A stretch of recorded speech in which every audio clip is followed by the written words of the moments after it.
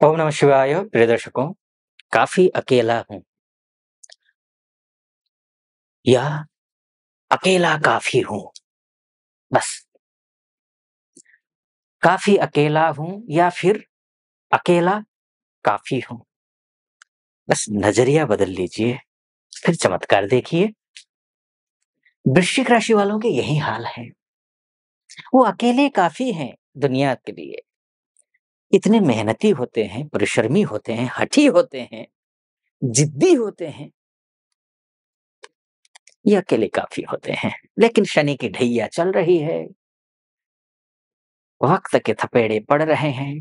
बस थोड़ा बहुत ठीक होता है, फिर लड़खड़ा जाता है, थोड़ा बहुत ठीक होता है, फिर लड़खड़ा जाता है।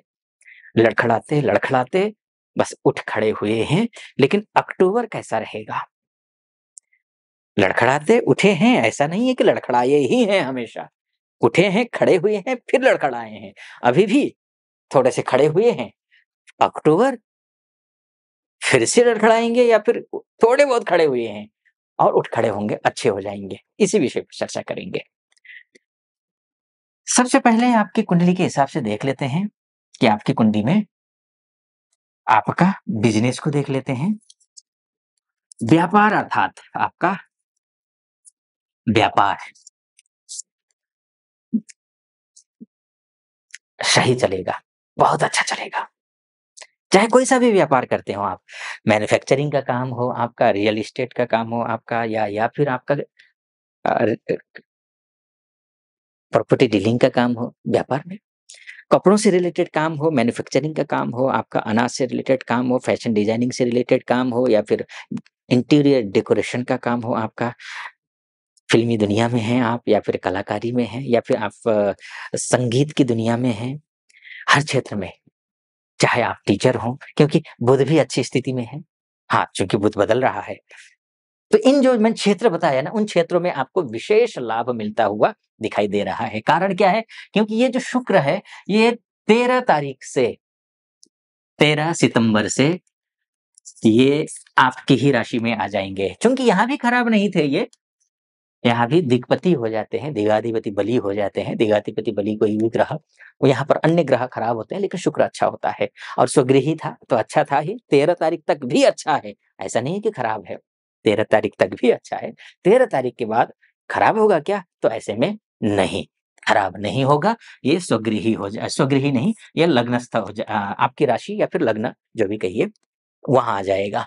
ठीक? तो ये अच्छा हो जाएगा, ये स्थिति दिखाई दे रही है।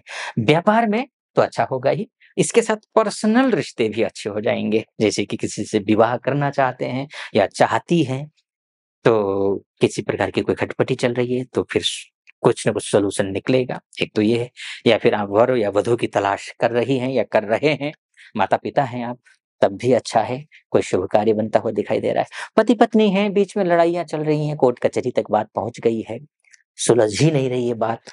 एक मुद्दा जैसे-तैसे सुलझता है, दूसरा मुद्दा उठ खड़ा होता है, कुछ न कुछ इश्यूज़ आ रहे हैं, तब भी सुलझाव दिखाई दे रहा है।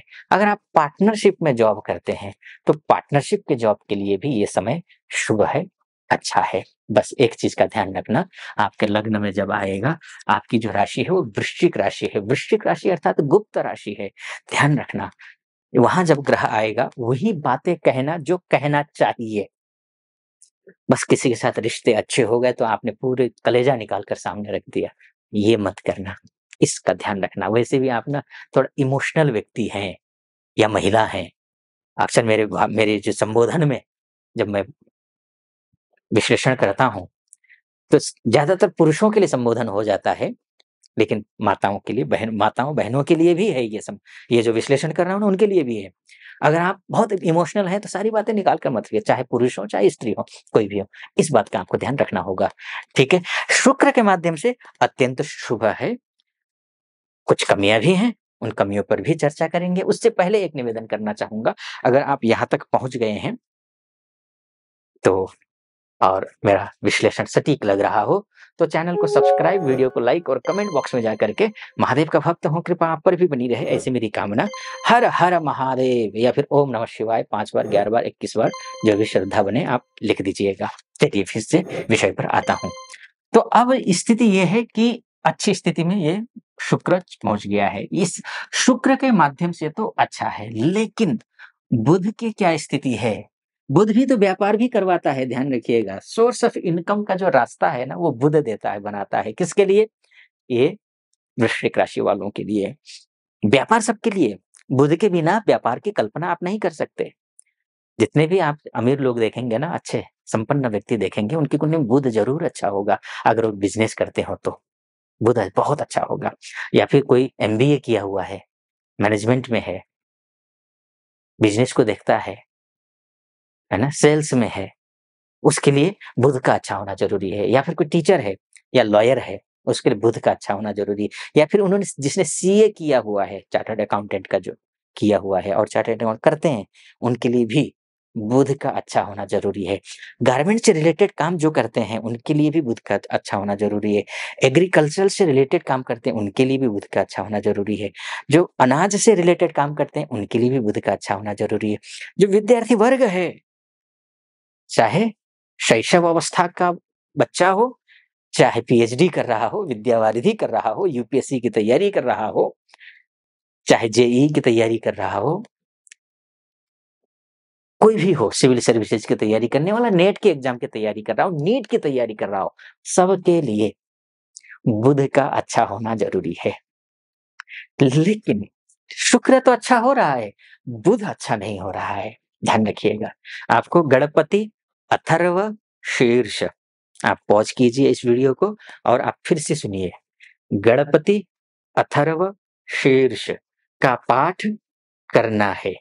एक दूसरी बात, कोई भी कार्य शुरू करना हो, उससे पहले मन ही मन में श्री गणेशाय नमः मंत्र का जाप करना है। समझे आप? ये करना पड़ेगा, तभी आपको लाभ मिलेगा, क्योंकि आपका जो लाभेश है, द्वादशस्थ हो जाएगा, यानी कि पैसा तो आएगा।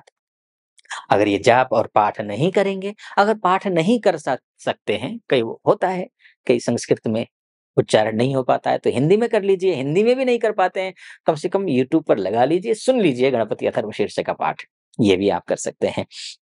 ठीक? तो ये आएगा पैसा, जितना आएगा उतना खर्चा हो जाएगा, आपके पास बचेगा ही नहीं कुछ भी। वैसे भी वृश्चिक राशि है, आजकल तो कर्जे के तले दबे हुए हैं, कर्जा काफ़ी सिर पर है। तो आएगा, कर्जा दे दिया वो तो अच्छी बात है, चलिए कर्जा मुक्त हो गए। लेकिन अनावश्यक खर्चा हो जाए वो तो ठीक नहीं है ना? तो ये आपको ध्यान रखना पड़ेगा, ठीक? ये बात है, तो ये आपको ध्यान रखना, लेकिन हाँ, विदेश में जो हमारी माताएँ, बहनें हैं, भाई-बंधु हैं, जो यहाँ एमएनसी में काम करती हैं या करते हैं या फिर विदेश जाना चाहती हैं, अप्लाई किया हुआ है, सफलता नहीं मिल रही है, उनके लिए तो चूँकि अच्छा है, क्योंकि अष्टमेश होकर के द्वादशस्थ हो रहे हैं बुध। ये ठीक है, अच्छा है। लेकिन फिर भी आपके लिए भी गणपति अथर्वशीर्ष का पाठ करना आवश्यक है। अब एक बात और कहता हूँ जो सबसे महत्वपूर्ण है, ये नहीं तो कुछ नहीं, अन्यथा आप ज़ीरो हैं। ये देख रहे होंगे आप सूर्य, इस ब्रह्मांड का राजा, और आपके लिए कौन है? आपके लिए आन, बान, शान, सम्मान, मान, प्रतिष्ठा सब कुछ सूर्य ही हैं। और सूर्य देव 17 तारीख से यहाँ चले जाएँगे, यानी कि ये भी महाराज नीच के हो जाएँगे। नीच के हो जाएँगे, ये ठीक नहीं है, ये शुभ नहीं है। आपको फिर से पॉज़ कीजिए, फिर से रिपीट करके फिर से सुनिएगा, उसको लिखिएगा। आदित्य हृदय स्तोत्र, आदित्य हृदय स्तोत्र का पाठ करना है, सूर्य को अर्घ्य देना है। ज़्यादा लंबा वीडियो हो जाएगा। आपको विस्तार से कुंडली के बारे में चर्चा करनी है, तो ये नीचे नंबर है, उस नंबर पे कॉल कीजिए, हमारी टीम से बात कीजिए। टीम से बात करने के बाद मुझसे बात करने के लिए, यानी कि आप अपनी कुंडली दिखाने के लिए अपॉइंटमेंट ले लीजिए। निर्धारित तिथि पर आपकी कुंडली का विस्तार से चर्चा करेंगे।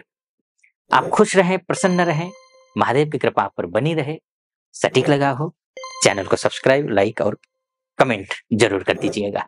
फिलहाल अनुमति चाहूँगा। ओम नमः शिवाय।